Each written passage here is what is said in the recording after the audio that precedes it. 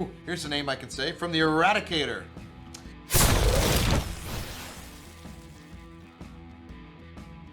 Hello and welcome to this channel. This is the Eradicator, and today we are going to talk about Star Citizen Alpha 3.8.2, which is finally live at last. It's been in the PTU for quite some time, and that's because we've been working a lot on long-term persistence and also getting that Carrack ready before the end of this month, which actually, you know, it's February. It's a shorter month than what we usually have. At least we have an extra day because it's February 20. We have a February 20th this year, which is not what we have every year. But still, there was a lot of pressure here for the devs to get this ready before the end of the month. But eventually, it made it. So we're going to talk about it a little bit here. It still has, obviously, a couple of issues, but yeah, it's not really that much important. I have tried the Carrack guys in the PTU. It's working quite well. There were just a couple of bugs where buttons were not showing up, but eventually, not much of a big deal. What is really annoying though is that we still have a lot of issues that have not been fixed and are still in the patch. For example, we can see that the caterpillar will occasionally rock and tip over itself after landing on planetary bodies. This is very unfortunate, and if you are traders like me and you have a caterpillar, the caterpillar is the stable of your trading fleet. You need the caterpillars to be working quite well. If the caterpillar is rotting in your hangars, you're not gonna make money. If your caterpillar is rocking or tipping over itself, it is also not going to work that much too. The other thing that I think is quite a game breaker, in my opinion, there we go. This one here, an extra static train can appear at Lowville and prevent the use of trains. This is something that absolutely need to be fixed. I don't know what these guys have been doing at CAG. Why has not this been fixed? Because if you want to go to Lowville, you want to trade at Lowville, you want to go to the CBD, and you can't, and you basically waste your time. Or worse, let's say, for example, you are you just spawn. You are spawning at Lowville. You want to take the trains, and you can't go to your destination. You can't go to the spaceport. Basically, you are stuck at Lowville. They need to fix that. But that's not all. This bug is also bringing in something else.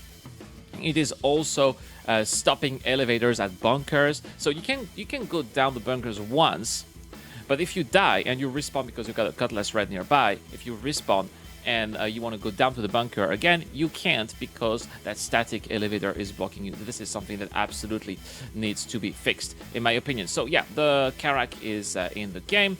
Long-term persistence as well, so this is great. I'm glad that we are finally having our very first iteration of long-term persistence. So we have added another version of long-term persistence to allow player purchases and UAC earnings to persist between data web waves. For now, we will persist FPS item purchases, ship components purchases, ship purchases, and UAC earnings, while we intend on minimizing the frequency of wipes and persisting as much data as we can. At this stage in development, we will undoubtedly encounter scenarios that require full wipes. We'll communicate out these scenarios as they arise.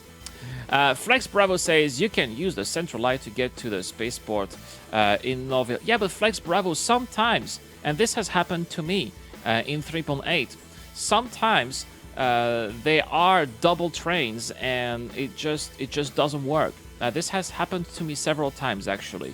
From the hubs at Lowville to go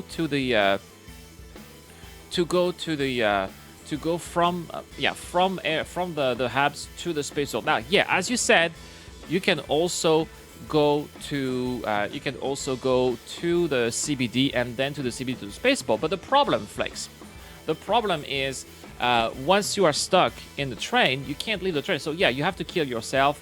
And you know that you can go to the spaceport, but it's just a waste of time. It's just a hassle. It just shouldn't be here. It just shouldn't be here. That's just my opinion, of course. So yeah, a couple of bug fixes here. Most of them are related to the Cutlass Red and the Carrack, which are the new additions to this patch. 4 server crashes, 13 client crashes. Now, let's have a look at the comments of what people are saying here on Spectrum, because it's really interesting. Some people are saying that they are still having the 0 alpha UEC bug, which is something that we thought was corrected in the PTU. Unfortunately, it seems to be back in the PU. I haven't tried the PU yet, so I'll be telling you guys later, probably in a video tomorrow. but that is very unfortunate to see that. Well, let's say for example you manage to make let's say 1 million alpha UC. It's possible you get back to 0 because of that bug. I can imagine that must be very frustrating. As far as I'm concerned, I think I have just like 170,000 alpha UC, so it's not that much.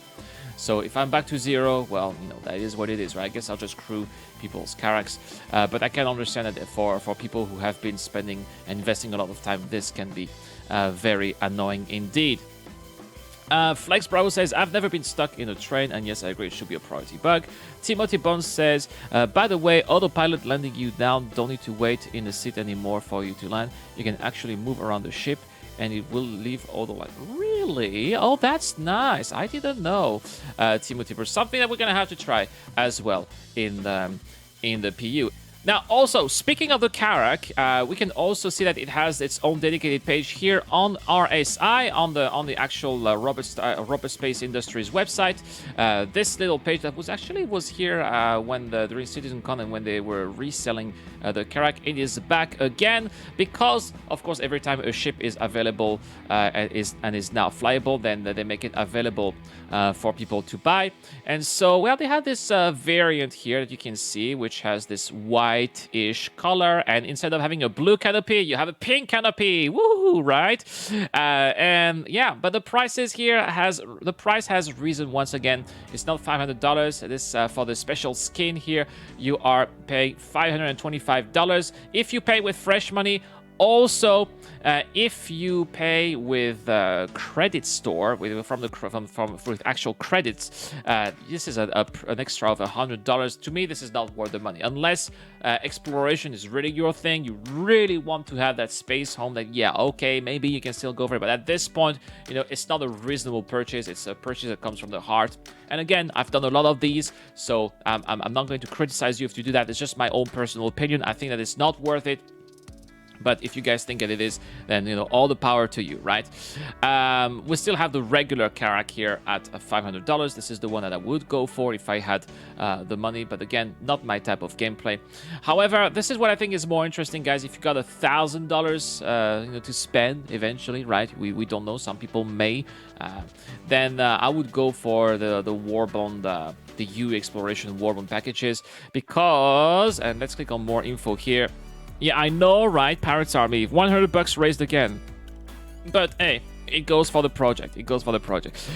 So if you get this package here, you get not only the Carrack, the Pisces, you get the Cyclone as well, you get a Terrapin, you get a Dragonfly, a Freelancer Dur, and you get lifetime insurance, which I think, you know, is a minimum what you pay. When you spend $1,000, you know, you want to make sure that your money is not gonna go away because you're bad at the game. So yeah, lifetime insurance here does make sense. So yeah. All right, guys. So this is what I wanted to put in the video. I forgot. I'll edit it. I'll put it in the video. Don't worry, guys. It's gonna look nice. Gonna see the result later. It will be nice looking, right? Parrots Army says, "Hello. Do you really know how the Carrack skins updates work?" So basically, the way it works is that you have to go to your hangar.